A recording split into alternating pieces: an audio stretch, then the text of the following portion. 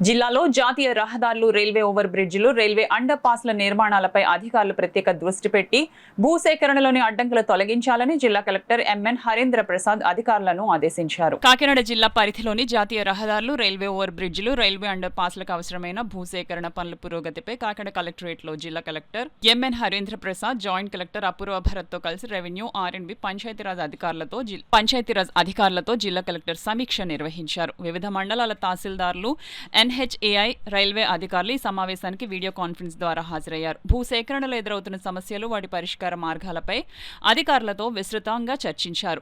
ఈ సందర్భంగా జిల్లా కలెక్టర్ హరేంద్ర ప్రసాద్ మాట్లాడుతూ, జిల్లా అభివృద్ధికి కీలకమైన జాతీయ రహదారులు, రైల్వే మౌలిక వసతుల నిమిత్తం చేపట్టిన పనులకు సంబంధించిన భూసేకరణలోని అడ్డంకులను తొలగించాలన్నారు. ప్రతి ప్రాజెక్టు వారీగా పెండింగ్లో ఉన్న భూసేకరణ అంశాలపై భూ యజమానులతో మాట్లాడి సమస్యలను సానుకూలంగా పరిష్కరించాలని సూచించారు. సమావేశంలో కాకినాడ పెద్దాపురం ఆర్డీఓలు S Mallibabu, N Sridhar, KRRC, STC, G Ratnamani, R and B, SEG, కాట్తు, పంచాయతీరాజ్ ఎస్ఈ, ఏవిఎస్ శ్రీనివాసరావు, ఇతర శాఖల అధికారులు తదితరులు పాల్గొన్నారు.